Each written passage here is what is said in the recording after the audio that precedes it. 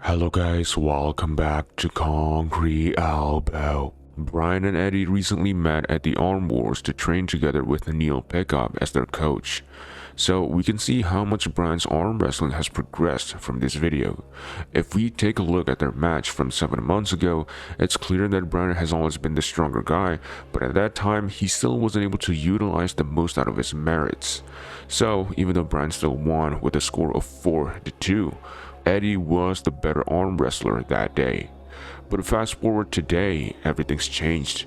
Brian never stopped training for arm wrestling, while Eddie took a bit of break because he had an MMA fight against Marius, in which he did win.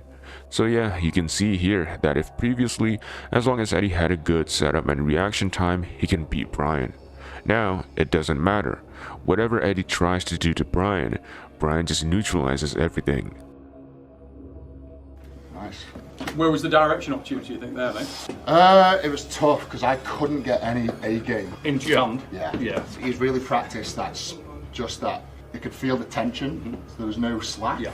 So like everything's, even though he's still, everything's bulletproof against that. It's clear that not only his proficiency on the table has improved, Brian's overall specific arm wrestling strengths have also gone up, especially with his hand control. I noticed that his pronation, rise, and cup are like far above Eddie's now. Before, it was still somewhat close. Well, it's nice to see this progress. Hopefully both Brian and Eddie would stick to this sport. Gotta say, it's been, what, 6-7 months since I last arm wrestled Brian. I've been fight training, obviously, and I've fought Marius since then, and I'm still fight training. But coming on the table with him then, he's definitely a different arm wrestler, completely different. Back in December, I was getting him on the A side quite heavily, like almost like down here. There was one time where I got him, but he was able to sort of manufacture his way back out of that. This time round, I'm still getting him on the A side, so I'm beating him to the mark, but as opposed to getting him down here, I'm more like here now. So he's definitely more prepared for the top roll. I wouldn't even say his reaction time's improved, I would just say he's more prepared for that.